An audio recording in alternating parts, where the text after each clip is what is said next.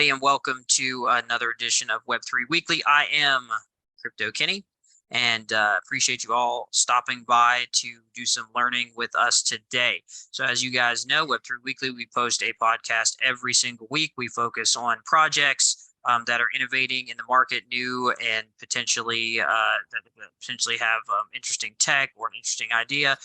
We do market updates where we go over the latest and greatest news in the crypto markets, and of course, we have pieces of educational cast like we are going to have today.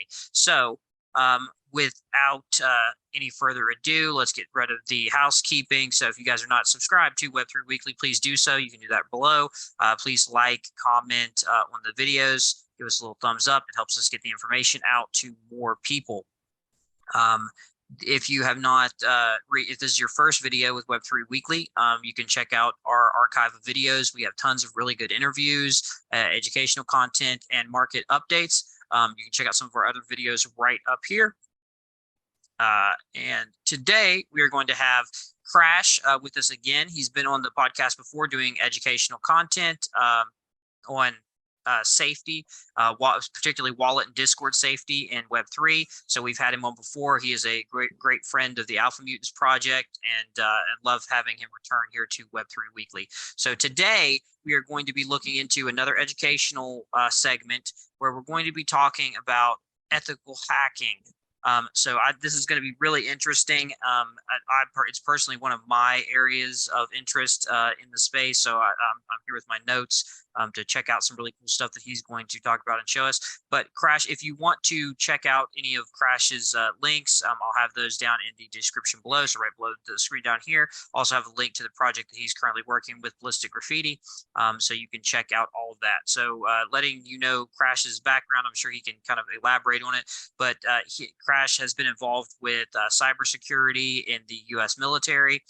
So he has great credentials. He is also a certified ethical hacker. He has a certificate for that. So he's going to be on today teaching us a little bit about that area of his expertise. So Crash, without any further ado, thank you, man, for being on. Great to have you back on the podcast. So give us, you can obviously, I know a lot of the members that are inside Alpha Mutants already know who you are, but you can give us a little quick intro there, and then let's start talking about some ethical hacking, my man. Hey, how's it going? So I'm Crash. I work over at the project Ballistic Graffiti Club. I did about 4 years in the military. Did a lot of networking, which eventually led into cybersecurity. Got out of active duty, then went over to the reserves, and now basically I just dedicate my time to Web3 security, and also dedicate my time towards the project, of course. But I appreciate you having me on here again. Yeah, man, it's great to have you back on. And Crash is also has been doing some courses inside of the Alpha Mutants. So obviously, if you're not involved with that and you want to get some more education in the space, definitely jump in and get involved with the Alpha Mutants. And then, of course, with Ballistic Graffiti Club also, which I'll have their links below.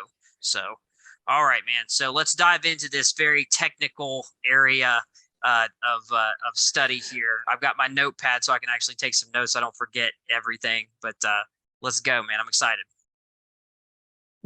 Yeah, man. I guess the first thing we'll start with is I guess how the certification works itself. I think a lot of people get kind of these things mixed up, that like if you're a hacker, you got to know all this coding, you got to know all these languages and how to create all types of stuff. And you're creating your tools and everything, but that's actually not true. The one thing they teach us actually in these courses is like, don't reinvent the wheel. If you need a tool for something, guarantee you it's already out there.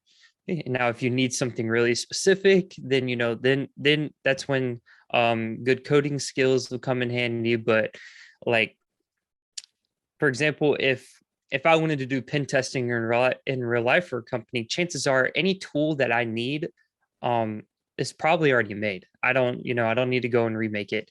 So I don't know. I'm definitely not fluent in any sort of coding language. I'm still learning a little bit here and there. JavaScript, I'm mostly familiar with when it comes to like making Discord bots and stuff. But when it comes to making like actual hacking tools, I just have a massive list. It's all about the tools people haven't heard about that that kind of makes me a little bit more successful in what I need to do. Hmm. Because there's all those open source tools, and there's ways to work around them and stuff like that. But there's a lot of tools out there that I try to keep an eye out for that people have made that I've kind of gone under the rug, and these tools are a bit more powerful than the ones that you normally see when you first think of hacking off the top of your head. Um, but just to kind of, I guess I'm trying to find a place to start. Um, would you like to go over, like, let's say, like, if I wanted to, let's say you had like a massive company building, um we can go over like what would be my plans to like do pen testing or to like hack my way into the building if you want. Yeah, yeah, yeah. Well, let's do that. Sounds interesting. Yeah, um so like the first thing like I would do, right? I like to keep in mind that compared to some people out there, I don't have nearly as enough experience. I've, I've listened and talked to people who have thousands of pen test experience. Like they've done this thousands of times throughout their years. But there's one thing I learned. The bet You always want to start with a reconnaissance, right? You want to get as much information as you can out of the target without even going to see the target, or the target even knowing that that you're there. So for example, um let's say you had a massive corporate building, and I was just trying to get as much information as I can beforehand. One thing I would do is reconnaissance on like your websites. I would try to pull as many emails as I can. Now my Kali Linux, which is actually what I use for pen testing like this, currently it's not working. I have no clue why. It just kind of woke up this morning and was like, no, I'm not going to work. But there's a tool that I use called it's called recon-ng, or reconning.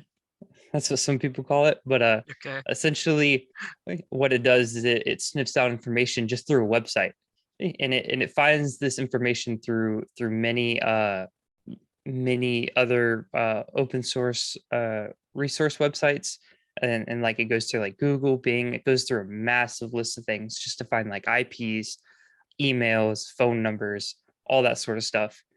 um that's a good place to start, um because then from there I can decide kind of what I want to do.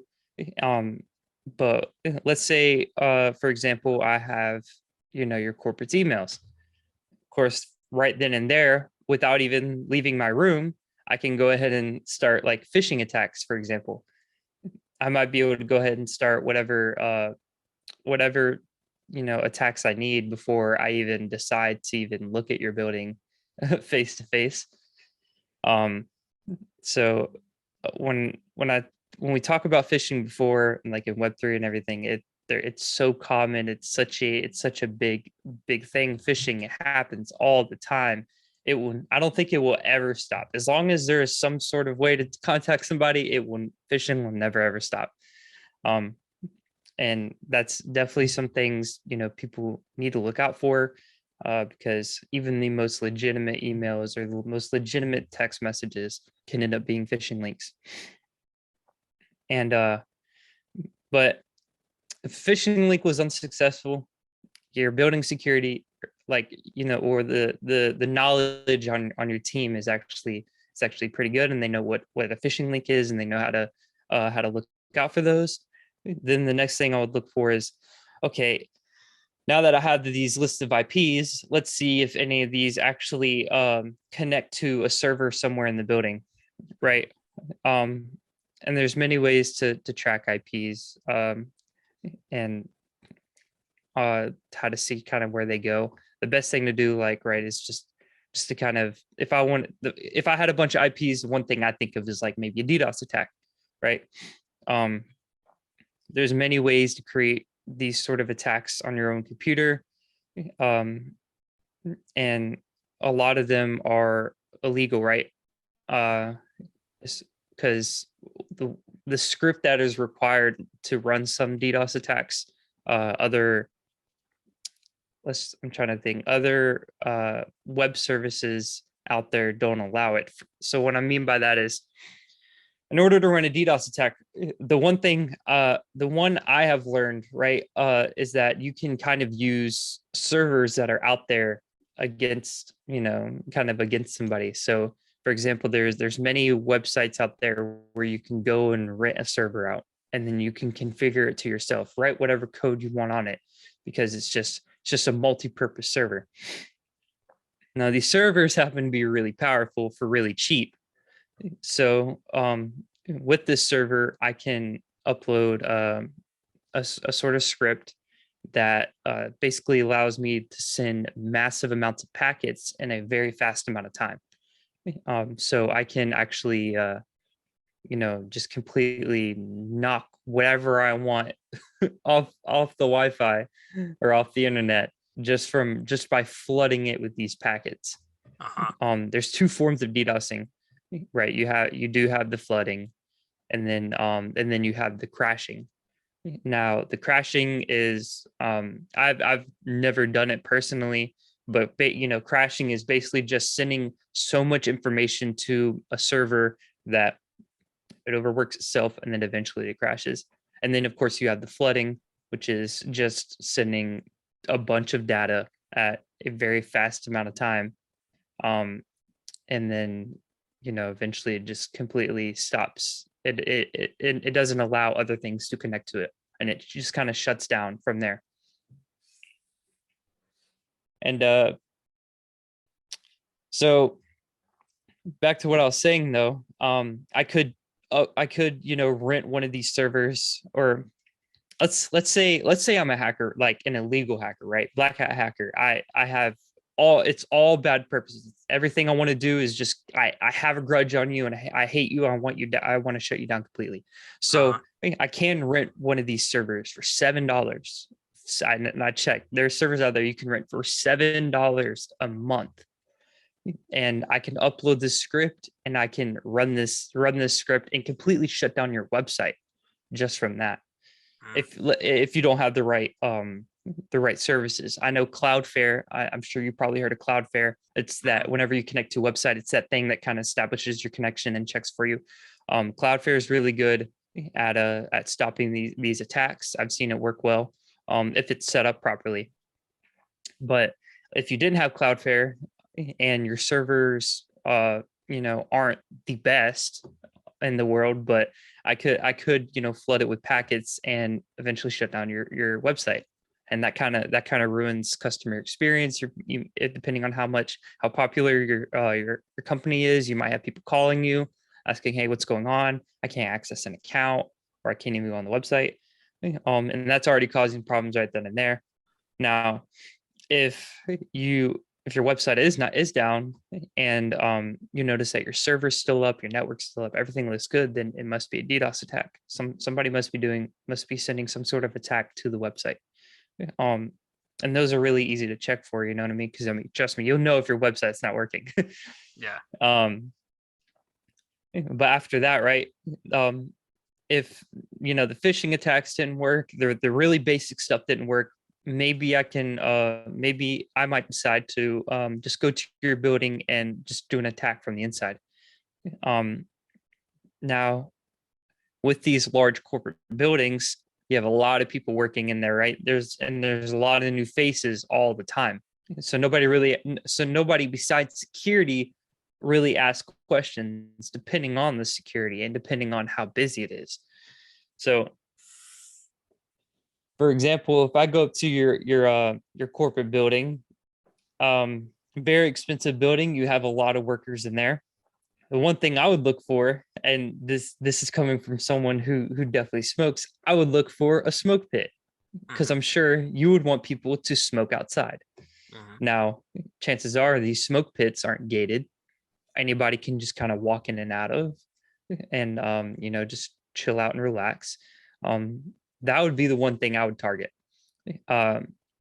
because chances are it's people who already work in the building. These people are just relaxing. Usually in a smoke pit, it's just kind of like everybody's chill, everybody talks to each other, everybody's having a blast, nobody really asks questions.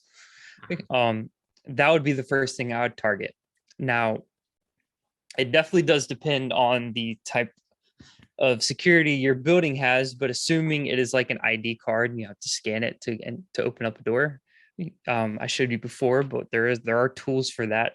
One I have on me is this flipper that can scan RFID tags, NFC chips, and everything. Um, and that I'd actually like to show you in real time if that's all right with you. Yeah. So, um, chances are I have an ID here. Chances are it'd be hanging around people's necks, and it's just kind of out in the open. Now, if I go to the NFC, for example, and then I click read, um, I have my ID here, which I'm trusting your editor to blur this out, Yeah. but essentially I take my flipper, which is kind of being blurred. I go up to it, and boom, it reads it. You probably couldn't hear it, but it definitely did read. I have a little green light showing that it read. And boom, I'm good to go. I just actively scanned an ID tag, and I could use it to re-emulate it or write it onto my own version of the ID. Now the problem is, right? People talk about this all the time. Is how do you get your hands on? How do you get access to a card for long enough to scan it? Mhm. Now, this is where the majority of hacking comes from. It's mostly social engineering, right? I'd say it's probably about 90%. That's my way of saying it. Like 90% is social engineering tactics. You got to know how to talk to people. You got to know how to look the part, how to act the part. Um, because if you do it right, nobody's going to ask questions. You know what I mean? Mhm. Unless they're actively looking for some sort of attacker, which depending on the type of day and like how stressful people aren't really going to ask questions. They just kind of want to do what they need to do. Now, I will say for the scenario that we're in, the flipper would not be my best choice.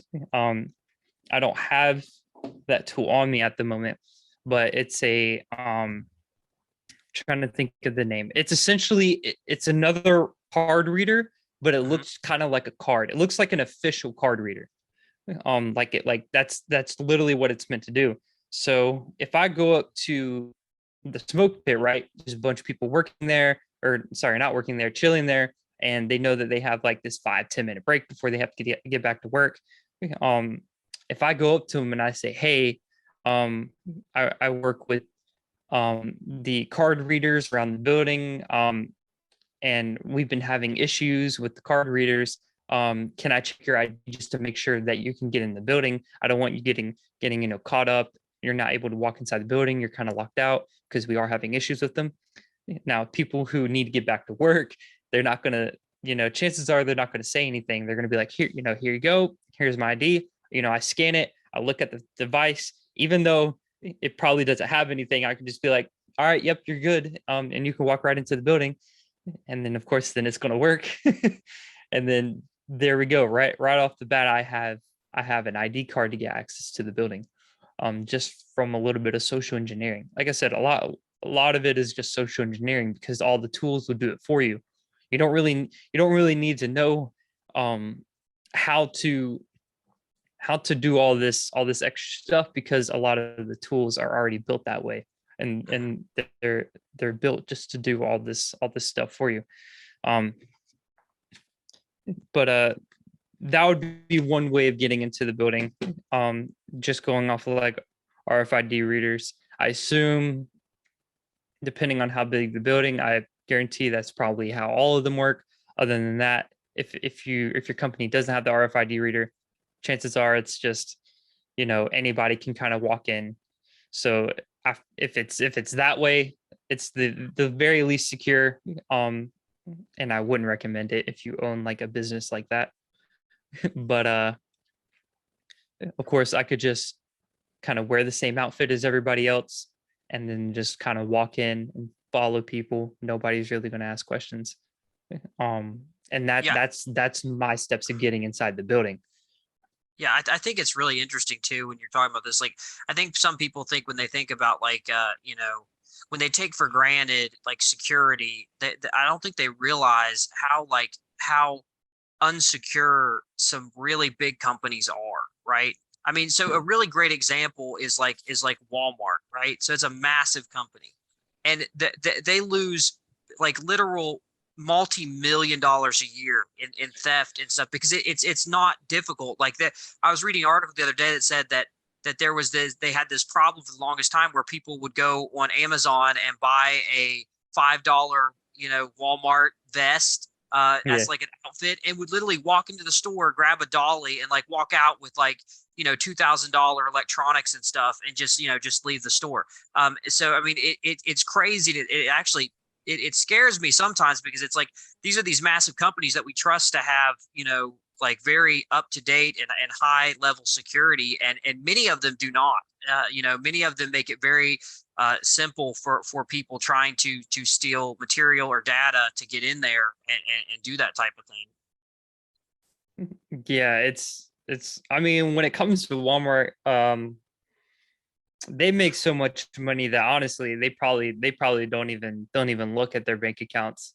Right. They're just like, oh, we lost a couple $1,000s. It is what it is. We'll make that back.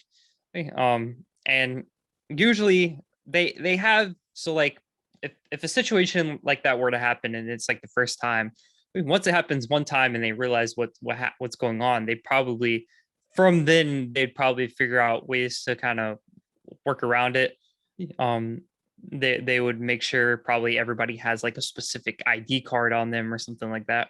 Yeah. And then from there, you can kind of move forward. But continue. Well, yeah. What I was also thinking is, as you're talking about this, so we know that recently it's a good time to be talking about it because in recent news we have had several hacks across the Web3 space, right? So we've had a couple bridge hacks, and then of course we've had infamously, FTX draining, millions, hundreds of millions of dollars out of the accounts and stuff. And when you look at like, like the FTX headquarters, like, do you think that this is going to become a more problematic thing? Because when you're looking at targets for hackers, I mean, it makes sense to target some of these Web3 companies because they just are not on par with the security levels of some of these, bigger traditional companies. So what do you think about that as far as like and how would you approach, but let's talk a little bit about how as an ethical hacker looking for these things, like if I bring you a company, say a company that Alpha Mutants is launching with our launchpad services, and we want to do a full audit on all of the ways that they could be hacked or exploited, during mint, after mint, with those things. How would you approach and look at that from the eyes of a potential malicious player trying to either steal something or just mess up the launch website, mint, those type of things? Well, right off the bat, as I talked about earlier, completely just DOSing and knocking off the website is one big thing, right? And I mean it's pretty simple. Once you send me the website, I can easily get the IP for it, and I can easily just from then and there, if you don't have like any proper security, I can go ahead and just knock it offline, and prevent you guys from minting, because we have to use these DApps in order to mint, and clearly that's running on some server somewhere. So Yeah. that's one easy way just to slow down mint for you guys. And I can Well, keep doing it. yeah, yeah. So let's talk about that then. So that's a very simple thing that a lot of people would have access to being able to do. So what in the Web3 space, like what has to be done to counteract that? Like, what's the best way to counteract DOS attacks like that? Yeah, so there's many services out there that do provide like this anti-DOSing software, and like that is why I was explaining like Cloudflare, for example. Mhm. Cloudflare is pretty good about that. Um, I can't really think of any other off the top of my head, honestly, that kind of does the same thing. But there are lots out there. Basically, any tool that kind of checks the connection and uh, sees like how the person is connecting is probably the best bet, because it checks to see it's basically a firewall on your website. um It checks to make sure that there's not all types of connections trying to be established from one single person. Like uh, if I was sending a bunch of packets to the website, it really just does check for this type of stuff, and it will prevent you from these packets entering the website and kind of knocking it offline. Mm. And that's just one simple tool. Pretty sure Cloudflare is very cheap, if not free. If I remember off the top of my head, it's been a while since I've made a website, but Cloudflare is probably the best bet, honestly, when it comes to using a tool like that. Then that will help prevent against DDoS attacks, because Fantastic. it yeah, just trying to checks the web browser and checks to make sure nothing malicious is going on first. Okay, and so let's talk about that's a real simplistic one. What's some other ways that a malicious player could attack an NFT project? The other thing is the contract, of course. Like if you have your DApp set up to charge a certain amount of people, like let's say you want these alpha mutants to go for $200 and you want like maybe 10 of them, you can have 10 per wallet. It's Mhm. if you don't have your contract set up right, I could easily go to your contract and maybe get them for cheaper, get them and possibly for free just off the contract. I don't even have to look at your DApp. I Mm. just mint straight from there. Yeah. And of course, when it comes to that, that's when you kind of want to have like your certain things in place to keep people from doing that. Um, or at least have it to where if they do mint directly from the contract, they're still getting charged the same amount.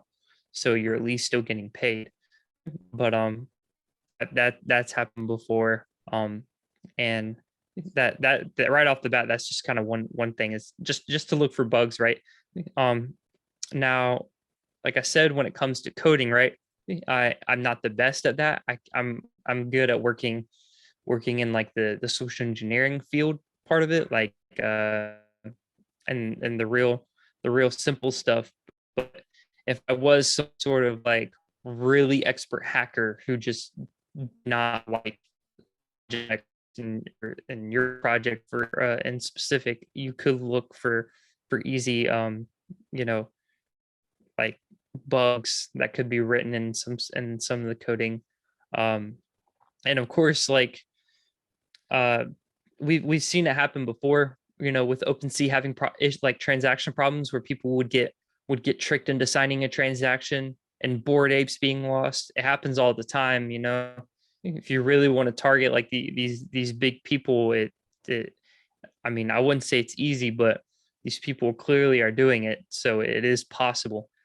um but the Well, and coding, like I said. Oh, sorry.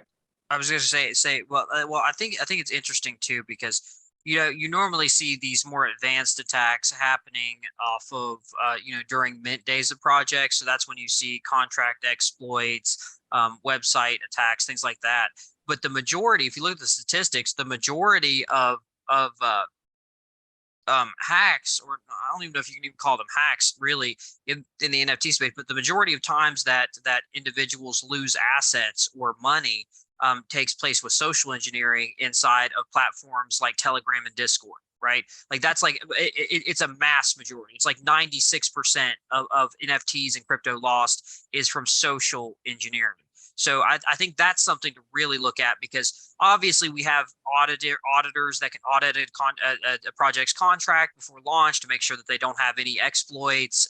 We can take services that can protect our websites from these type of attacks, but you can't. There's nothing you can really do for some of these social engineering attacks besides educate people as to what they look like and give them security practices, right? Because there's such a vast majority. I mean, I have seen so many different kinds of social engineering hacks on Telegram and Discord that it just blows your mind, man. Like, and some of them look completely innocent, and you would not suspect if you don't know the space at all.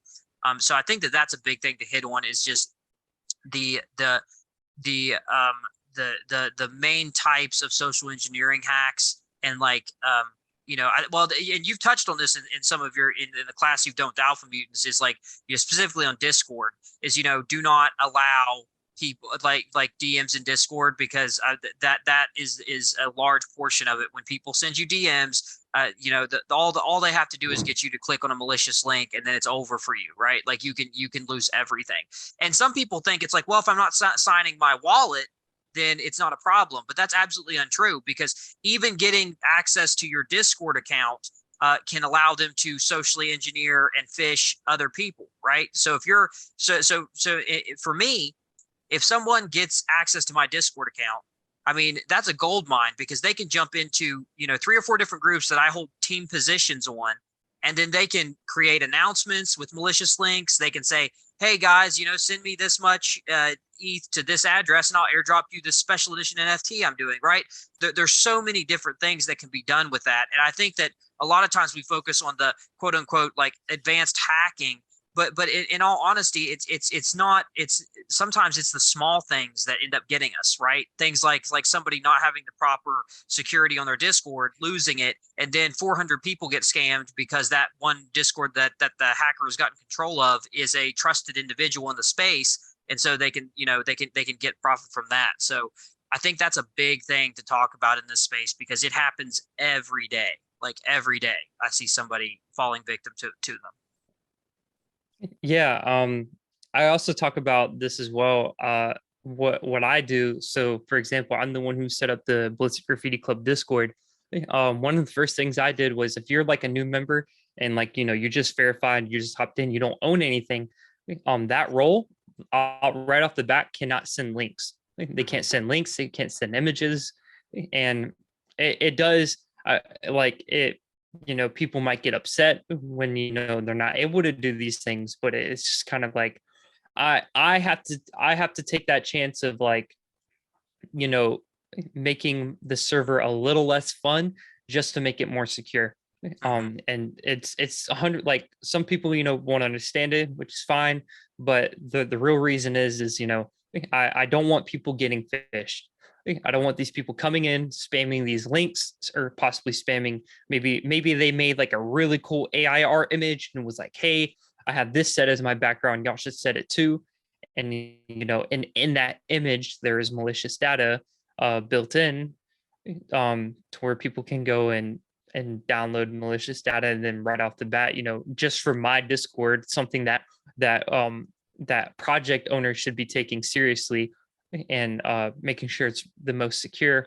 Right off the bat, a couple people have just maybe lost access to their computers, and lost access to more than just a simple NFT. They probably lost access to maybe any important files they had, maybe their credit card information. A lot of their information might be leaked just because they had it on their computer. And that is just coming from like my server alone, that this massive hack happened, and that right off the bat, that could ruin all the reputation in a project, especially when you're someone like me claiming to know a lot about cybersecurity. There's people all the time who are looking to like try to test my knowledge on like what I know, and I'm very transparent and upfront about what I know and what I don't know. So it happens all the time, and it's okay. But yeah, like what I was saying before, when I say majority of hacking is social engineering, I was for real about it. Like it really is social engineering. It's you're taking advantage of a person, of a human who makes some mistakes, to gain access to things that they don't want you having access to. Yeah, man, for sure.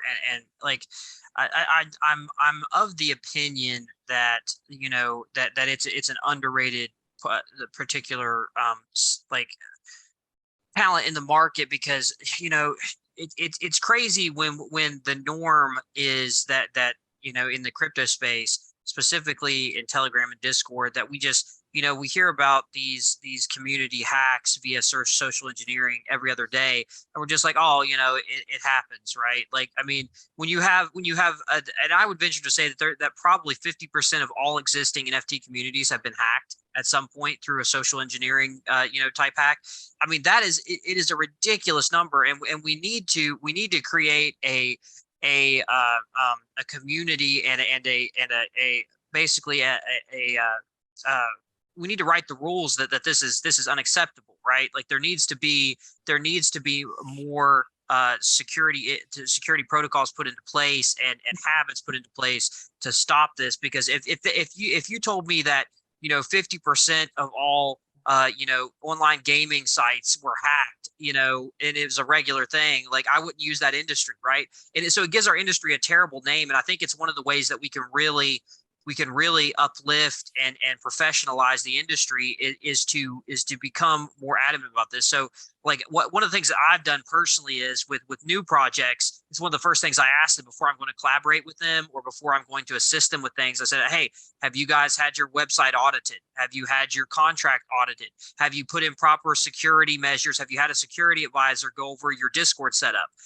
Because these are things that need to be the norm. And if it becomes the standard that you cannot get collaborations, you can't interact with other projects unless you follow these guidelines, then I think it's really going to help the industry out. So like with our Launchpad services, that's one of the things we require, right? So you have to have contract audits, website audits, and you have to have a Discord security expert go over your Discord. Like those are non-negotiable, because you don't want to be associated with creating and marketing a product if a couple months in that 15, 20 people are going to lose thousands of dollars through an issue like that. So I think that that's a big thing, and I think that it's going to become a lot more prevalent moving into the future. So I think it's a good thing that that people become aware of ethical hacking and have, because I think those positions are going to be available, right? That there's going to be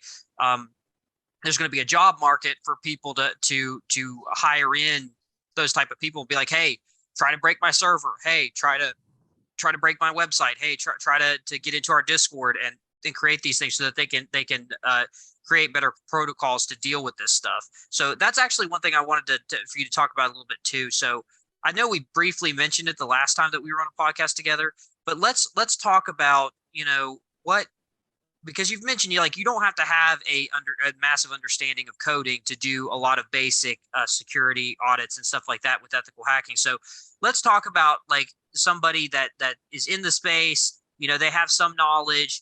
Maybe they could write a little bit of Python script or something, but they are by no means any type of coder. But they want to look into this. Like, what is the steps to getting? Is there a national certification for ethical hacking, or is that something state to state? Like, what is the best way to start looking into that, and perhaps getting some people that are watching, working on that?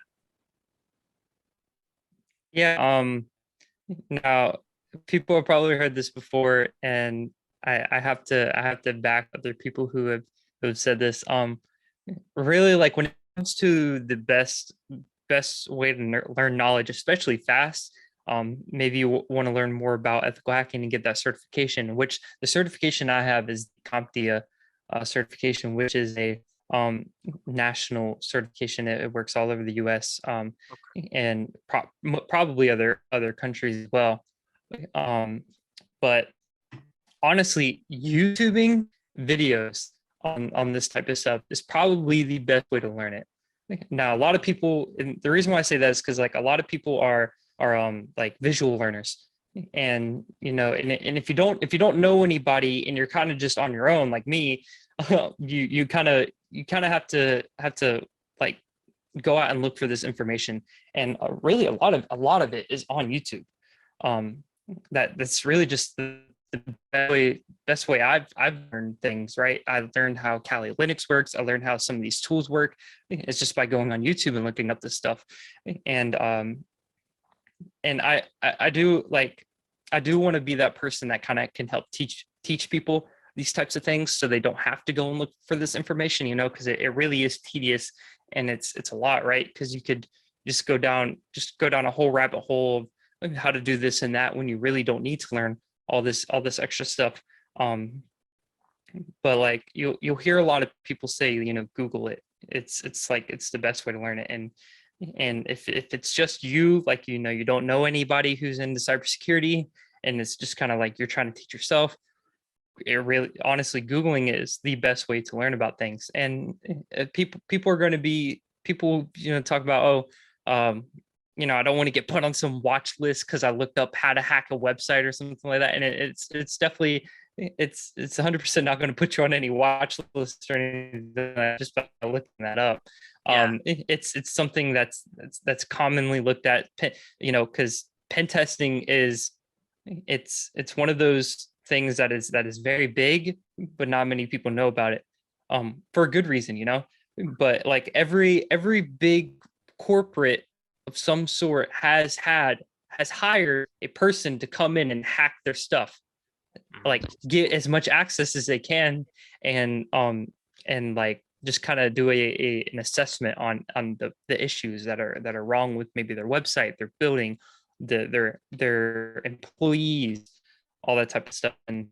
And there's a lot of big YouTubers out there who really do go over this stuff. They podcast like the one that me and you are having now, and they'll talk to people who've been in for it for decades. There's a guy out there who used to work for the NSA, and now he does pen testing all the time, and he makes videos about stuff he has done. And really, like that, from here, just watching those videos is like the best way you'll kind of get the knowledge to know where to start and everything. Yeah. I've seen videos on, like, what do I need to become a hacker, like, what is the best computer out there and everything. And Yeah. that just stuff like that, honestly, is just kind of the best way to get started, is just to watch videos on, like, the broad. Don't go into anything specific yet, you know what I mean? Just look at the broad knowledge of cybersecurity. What is cybersecurity? What are the thing, what does it branch out to?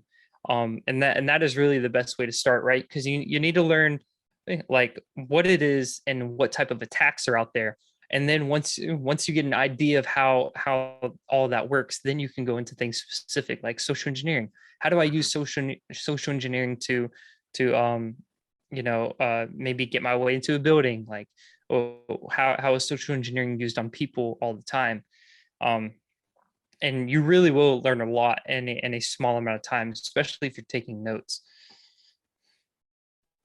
That's good. That's fantastic, man. I think that it's super interesting too because I mean it's so I mean we already know that we're going to have a huge push. We already have in the last decade and moving forward to the next decade of all these cyber related jobs and positions. And I think the biggest, that the used to be prior to, that mass internet adoption, that with like these types of crimes, these type of social engineering crimes, like they happen on an in real life level. And so that's why we bigger companies had, like, private security teams and stuff for like physical threats. But all of that is moving into the cyberspace, right? Online and in Web3 and through these developments. And I think that there's a shift now that the security force now is moving to guys behind computers, right? And guys, like, casing buildings with technology and things like that. And I think it's really interesting just seeing that shift because we see it every year that cyber crimes is the fastest growing area of criminal activity in the world, right? And so I always look when I'm advising people as to what industries to look to get into. I mean, that's always the stats you look at, like where is the need growing at massive levels, and then you look to get into it. And the reality is that cyber crimes are growing at a much faster pace than any other crime in existence, right? So I mean, it makes perfect sense, and there's like a huge need there, for the types of security and those things. So so you talk about like how to look into these things, and I'm a big proponent to any skill set, specifically in on like skill sets that are based on technology online, in Web 2 or Web 3. Like it's so much easier now to get massive amounts of knowledge off of, YouTube and informational sites and podcasts and instructional videos and all these different types of things that you have over the internet. Um, so I mean, it's crazy what you can learn just off of YouTube, right? Like, I mean, it's absolutely insane the amount of information that's out there, which I think is fantastic because I think it pulls us away from this idea that you have to spend thousands and thousands of dollars or spend years of your life at a school or on an online school to like learn these things when you can really just dedicate your time over a period of time and learn them yourself, which I think is awesome. But as far as like getting certified with this, like once they've gotten into these things, like what is the actual certification test like? And is there any specific skill sets that you would tell people to specifically look into that would help them getting through the actual certifications? Yeah, of course. Kenny, real quick, I do apologize. I need to go for like a minute or two. Oh yeah, go ahead, man. No problem. And I'll be right back. I Yeah, apologize. I don't mean to take no, your time. no, you're fine. You're fine. Go ahead. Go for it. I'll run a few things off here. Yeah. So, Uh, well, I'm sorry. while he's doing that, guys, I'll direct you down to the bottom here. So we're gonna link all of this stuff in the comments down below. So any of the particular websites, I'll even get a couple really good video courses on some basic stuffs with ethical hacking. So you can check that out down below. And then again, just so we don't have to throw this off at the end, if you guys aren't following the channel, please look into following the channel below on Web3 Weekly, and give us a like and subscribe on there. Check out some of our videos. We have been running these for I believe 24, 25 episodes now, with a lot of really great stuff going on. We've had great interviews and great educational information. So also look forward to our next episode next week, which will be a market update on some of the stuff with FTX, which I think is a really, I mean, obviously it's a super hot topic right now in the space, but it also begs the question as to, what, what else can happen? What can be the repercussions of some of these big companies going insolvent, I mean, if you've looked at the lists of invested companies with them, like is there any red flags as to other companies and corporations? So that'll be a cool one to check out. So definitely, if you're already subscribed, put your bell notifications on. If not, then do that now, because that'll be a really interesting episode to check out for there. So we'll do that. I'll get Crash back here in just a minute to talk about the certification and where you can what the best stuff to learn is to get those certifications, and then we'll close up here. This video will also be available. Any educational video we do will be available inside of the Alpha Mutants archives. So that we like to do those courses. So currently those courses contain security courses, Blender courses on how to use Blender properly. And then they also have some investment portfolio building and best bets that I personally use. So you can definitely check that out. And so the best things to learn when you're trying to kind of get the ethical hacking certification, the main things you want to learn are the types of attacks, like what they're called, how they work, and ways to kind of prevent them, you know what I mean? And there's other things you do need to go into. You need to kind of familiarize yourself with the different types of operating systems out there, like Windows, Mac OS, Linux, because they do touch up on these topics. You actually depending, it now really just depends, because like in my class we went over it, but the test didn't have it. But we did go over cryptocurrencies and just how blockchain technology works. So they are starting to touch up on that and starting to kind of get, wrap their hands around it and just kind of at least tell you more about it for the people who don't know. But as I was saying, you just want to like learn all the basic stuffs, right? Because the certified ethical hacking certification is I coming from my standpoint, it really was not that hard. I've definitely taken harder exams for certification, and it's just kind of goes over um like how Wireshark works, for example, Mhm. like other types of tools like Nmap, and they just want to know that you kind of know like what you're talking about, and you know what are the tools out there to get um to kind of uh do these attacks. They Mhm. want to know the steps to a hacker attacking a website. um and honestly, like, I'd say really the hardest part, right, was getting myself in the mindset of a hacker, Mhm. because it really, especially with how I was doing my courses, right? Because I did like security plus, then certified network defender, and then certified ethical hacking.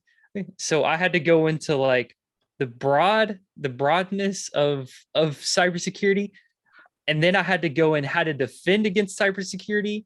And then after doing that, learning how to defend against it, what types of attacks, I'm like, all right, boom, white hat hacker stuff. Then you have to put your mind you have to put your mind in a black hat hacker's shoes. And this is when you have to openly look for attacks. Mhm. And I there the other week I actually was kind of tested on it for like the first time, um like officially. So I had to go for an interview to work for the city, and just kind of get like a security job there. And they handed me a sheet, and it's a network, right? Um, and basically it was a really like well thought out network and everything. And they threw in some little things in there that you have to like really look at, and they expect you to miss.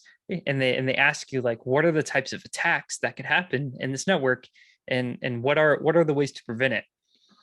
And I think that was probably like the one time I was really tested with my knowledge, because I was looking at everything. Like I was there. There was times where I talk about how to prevent an attack, and then I look and I'm looking at this network still, and I'd be like, oh wait, but there's also this, because they're going over like TVs, which I'm sure smart TVs have Wi-Fi capabilities, and if they're connected to a network with Wi-Fi, that connection um can be can't think of the word. You can do like a man in the middle of the attack and kind Mhm. of grab data from that connection, and maybe possibly make your way into the network just from the TV. Um, but like you really have to learn like how a lot of these attacks work, and like what are the signs, and and just ways to prevent it. That's really what they're looking for in their certification. You also um should probably touch up, there's a program called Packet Tracer, Mhm. Cisco Packet Tracer. And it's literally just a an application that is there to help you build a network, like a simulated network. Now, if you don't have proper training, right, you're not going to know at all how to make it work, because it requires real life network configuration. Like you have to know what commands to put in and everything. And there are YouTube videos out there that can kind of teach you that.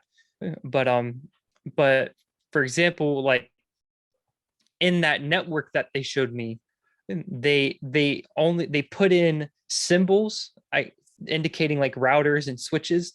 They put in symbols that came from Packet Tracer. So Mhm. like if I didn't have any knowledge in Packet Tracer or how it worked, and what a router looked like in Packet Tracer, what a switch looked like, or a computer, then I would not know what in the world I was looking at. I'd be like, why is there a bunch of blue symbols on this sheet of paper? And then you're asking me for to do a tax. I have no idea what you're asking. um, so it is kind of like a it's one of those like preferable things to learn, right? And Cisco Packet Trace, I'll say it again, is definitely something I would recommend, because if you know how to build a network, then you know how to get into one.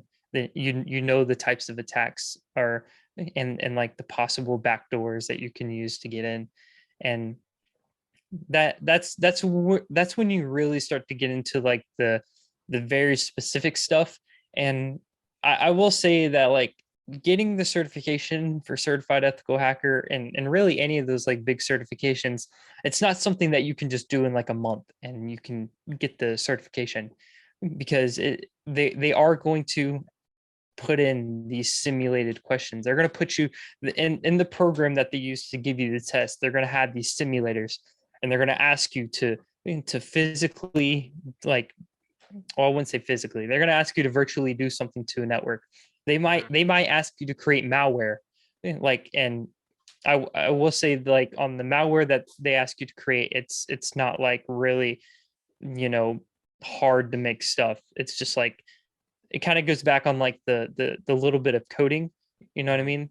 mean? They just want you to know how to create a pop-up on like a Windows desktop that says, oh, you've been hacked, and then they want you to like loop that over multiple times where it kind of crashes the the Windows operating system.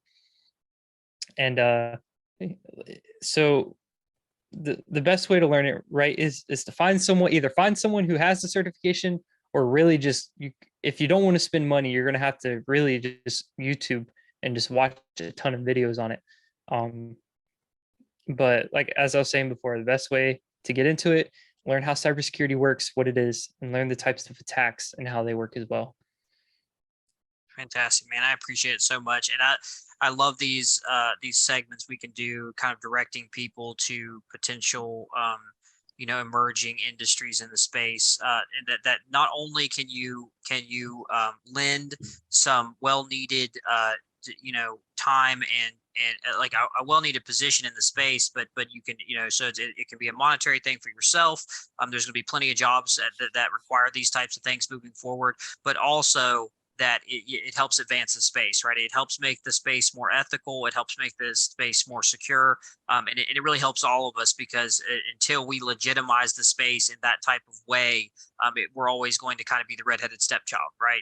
So I think that it's fantastic information. So we'll continue to have Crash come on the podcast, and then also into our Discord. We'll be talking about these topics moving forward. And obviously also with our Alpha Mutants endeavors, utilizing Crash with some of our security stuff that we have going forward. But so we're getting at the end of an hour here, guys. So what I'll do is I'll kind of wrap up. I've already told you to giving you all the like and subscribe, follow things. But if also with this particular video, if you know anyone that's actively interested in this area of the space, share this video with them, and allow them to kind of look at it and get some information. And then obviously I'll have Crash's and his projects personal social media links below. So if you got any questions, feel free to jump in their Discord, and put those out there. Crash is a very available and helpful individual, and I'm sure he'd be happy to answer any questions that anyone might have on there. So appreciate that. So without anything else, we'll keep our schedule under an hour. But if you have any Crash, you have any final thoughts or any particular items that you want to kind of bring to the attention of the viewers here, you can go ahead and give you a couple minutes to go over that, and then we'll close everything down for this episode. Yeah, so just one last thing, and I kind of just forgot to touch up on it. That's on me. Um, Going back to Discord security, one thing that we can kind of start doing as like project founders and everything, um, is making server templates for people who are trying to make NFT servers. And what I mean by like the server templates, right, is of course, have like, your chat channels, all that type of stuff, for information channels. But what Discord allows for these templates is also you can already add the permissions for the roles and put them Mm-hmm. in these templates. So you can, let's say someone buys an alpha mutant, or they have an alpha mutant, and they want to claim like a server template from you. You can already have the roles set up to keep people from coming in and spamming links or spamming images Mm-hmm. that you don't want them doing. And of course, if you really want to if you want to make your Discord more secure, you need all these bots, and those don't come with the templates, unfortunately. But it's just the basic stuff that you can kind of do to point them in the right path to make sure the Discord is as secure as possible. That's awesome, man. That yes, and I think that's a big thing. And those type of services I think need to be integrated and utilized into all these launchpad services. So it's something that we're looking into, and I think a lot of companies will moving forward because you jump into a lot of servers, and even now when I'm looking at other projects, I'll jump into their servers and I'll be like, oh man, that's a security risk. You know what I mean? Like you'll be looking Yeah. through their stuff and be like, oh, and so I think having an industry standard of proper security setups and having those kind of like prepackaged is a big thing, and will be pretty cool, moving forward in the space. But all right, guys, so we're gonna close down this episode of Web3 Weekly. Once again, thank you, Crash, so much. Check out his links, guys. Follow him, support him and what he's doing and what his group is doing in the space. Support Alpha Mutants. Jump in, get our stuff. We'll have Crash back on for other informational stuff. We'll also have this video in the archives in the Alpha Mutants library, so you can so that it'll be there for anybody that wants to look into the ethical hacking and get information on it.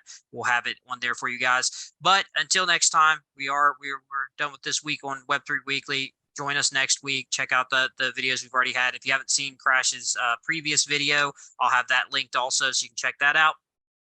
But anyway, I'm Crypto Kenny. Let's go out there, let's make this crypto money, and let's build this crypto space, because it's not only about the monetary value, but it's about making the space legitimate and building it for everybody. So we'll see you guys next time. Later.